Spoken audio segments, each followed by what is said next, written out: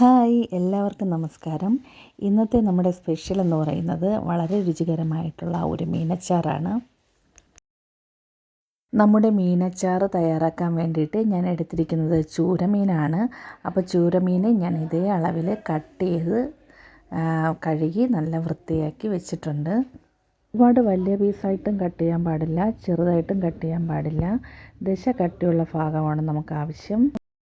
ആദ്യം തന്നെ നമുക്ക് വേണ്ടത് മുളക് പൊടിയാണ്. അപ്പോൾ ഒരു 2 സ്പൂൺ മുളക് പൊടി ഞാൻ എടുത്തിട്ടുണ്ട്.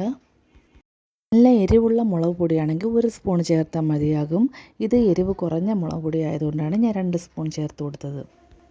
അതായത് പിന്നീട് നമുക്ക് അച്ചാറിടുന്ന സമയത്ത് നമുക്ക് മുളക് പൊടി ആവശ്യമായിട്ട് വരും. ഇനി വേണ്ടത് 1 സ്പൂൺ കുരുമുളക് പൊടി കൂടെ ചേർത്ത് കൊടുക്കുകയാണ്. ഇനി വേണ്ടത് ഒരു ചെറിയ സ്പൂൺ ഉലുവാപ്പൊടിയും കൂടിയാണ്. ഇനി വേണ്ടത് ഒരു ചെറിയ സ്പൂൺ അളവിൽ മഞ്ഞൾപ്പൊടിയും കൂടെ ചേർക്കുകയാണ്. ഇനി വേണ്ടത് ഇഞ്ചിയും വെളുത്തുള്ളിയും ചതച്ചതാണ്.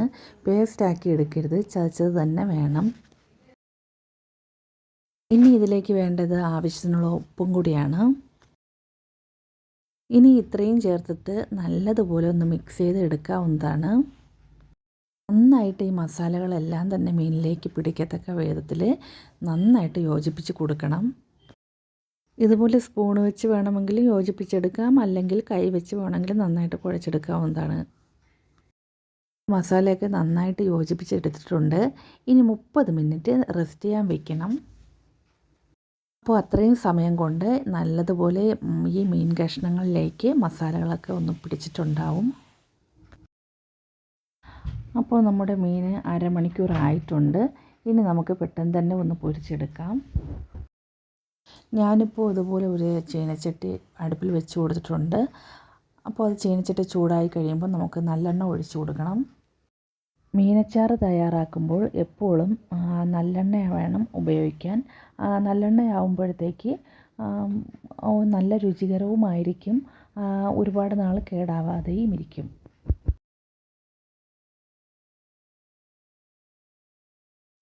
എണ്ണ നന്നായിട്ട് ചൂടായതിന് ശേഷം വേണം മീനുകളൊക്കെ നമുക്ക് ഇത് ഇട്ട് കൊടുക്കാനായിട്ട്. ഞാൻ കുറച്ചായിട്ടാണ് ഞാൻ പൊരിച്ചെടുക്കുന്നത്. ഇത്രയും വറുത്ത് കോരിയതിന് ശേഷം വീണ്ടും ബാക്കിയുള്ള മീനുകളൊക്കെ ഇതുപോലെ വറുത്ത് കോരണം. മീൻ കഷ്ണങ്ങളൊക്കെ ചെറുതായി ഒന്ന് മൊരിഞ്ഞെടുക്കുന്ന സമയത്ത് തന്നെ ഇത് നമുക്ക് ഇളക്കി കൊടുക്കാവുന്നതാണ്. അതായത് മീൻ പൊരിക്കുമ്പോഴത്തേക്ക് തീരെ കട്ടിയായിട്ട് പൊരിക്കാൻ പാടില്ല. അതുപോലെ തന്നെ ഒരു മീഡിയം ഒരു പരുവത്തിൽ വേണം പൊരിച്ചെടുക്കാൻ വേണ്ടിയിട്ട്. തീയെടുക്കാതെ ഇടയ്ക്കിടയ്ക്ക് ഇളക്കി കൊടുത്തുകൊണ്ടിരിക്കണം. അപ്പോൾ മീൻ നന്നായിട്ട് ഇതുപോലെ തന്നെ ബാക്കിയുള്ള മീനും പൊരിച്ചെടുക്കണം. അപ്പം നമുക്കിത് വറുത്ത് കോരി മാറ്റി വയ്ക്കാം. അപ്പോൾ മീൻ കഷ്ണങ്ങളെല്ലാം ഇതുപോലെ ഫ്രൈ ചെയ്ത് ഞാൻ എടുത്തിട്ടുണ്ട്. മീൻ ഫ്രൈ ചെയ്ത് ബാക്കി വന്ന എണ്ണയിൽ തന്നെ നമുക്ക് അച്ചാറിടണം. അപ്പോൾ ഇത്രയും എണ്ണ നമുക്ക് ആവശ്യമില്ല, കുറച്ചെണ്ണ മതി. അപ്പോൾ അതിന് വേണ്ടിയിട്ട് ഞാൻ കുറേ എണ്ണ എടുത്ത് മാറ്റിയിട്ടുണ്ട്. ഒരല്പം എണ്ണ തന്നെ ഞാൻ എടുത്തിട്ടുള്ളൂ. ആ എണ്ണയിലേക്ക് കടുക് ഇട്ട് കൊടുക്കാം. കടുക് പൊട്ടി തുടങ്ങുമ്പോൾ തന്നെ പച്ചമുളക് അരിഞ്ഞത് ചേർത്ത് കൊടുക്കാം. എന്നിട്ടൊന്ന് വഴറ്റി കൊടുക്കണം.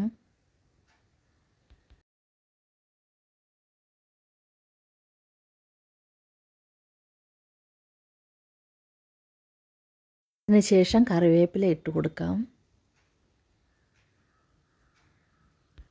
ഇനി നമുക്ക് ചതച്ചെടുത്ത വെളുത്തുള്ളിയും ഇഞ്ചിയും കൂടെ ഇതിൽ ചേർത്ത് കൊടുക്കാം. ഇഞ്ചിയും വെളുത്തുള്ളിയുടെ നന്നായിട്ട് മാറുന്നത് വരെ നന്നായിട്ടൊന്ന് വഴറ്റി കൊടുക്കണം.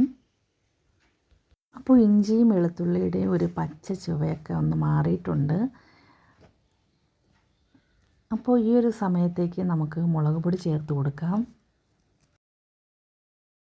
ചേർത്ത് കൊടുക്കേണ്ടത് കാശ്മീരി മുളക് പൊടി കൂടെ ചേർത്ത് കൊടുക്കണം. അതിനുശേഷം ഒരല്പം മഞ്ഞൾപ്പൊടി ചേർത്തു.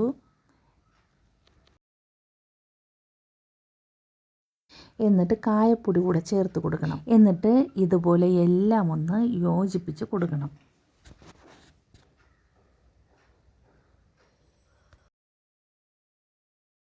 അതിനുശേഷം ഒരു 1/2 കപ്പ് വിനാഗിരി ചേർത്ത് കൊടുക്കാം. അപ്പോൾ ഇതെല്ലാം കൂടെ ഒന്ന് തിളച്ച് വന്നു കഴിഞ്ഞാൽ നമുക്ക് പൊരിച്ച് മാറ്റി വെച്ചിരിക്കുന്ന മീൻ കഷ്ണങ്ങളെല്ലാം ഇതിലിട്ട് കൊടുക്കാം.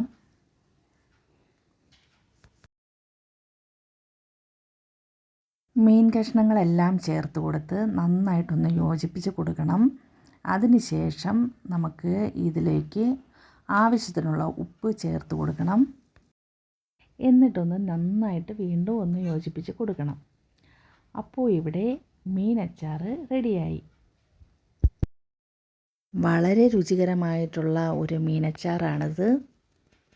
ഇപ്പോൾ നമ്മൾ തയ്യാറാക്കി വെച്ചിട്ട് 3-4 ദിവസം കഴിഞ്ഞിട്ട് എടുത്ത് കഴിക്കുമ്പോഴായിരിക്കും അതിൻ്റെ കറക്റ്റ് ടേസ്റ്റ് അറിയാൻ പറ്റുന്നത്.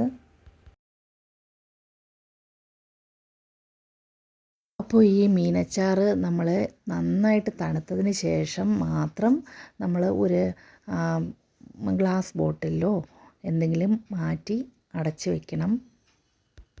അതായത് ഈർപ്പമൊന്നുമില്ലാത്ത ഗ്ലാസ് ബോട്ടിലായിരിക്കണം. അപ്പോൾ ഇന്നത്തെ വീഡിയോ എല്ലാവർക്കും ഇഷ്ടപ്പെട്ടു എന്ന് വിശ്വസിക്കുന്നു. Thank you.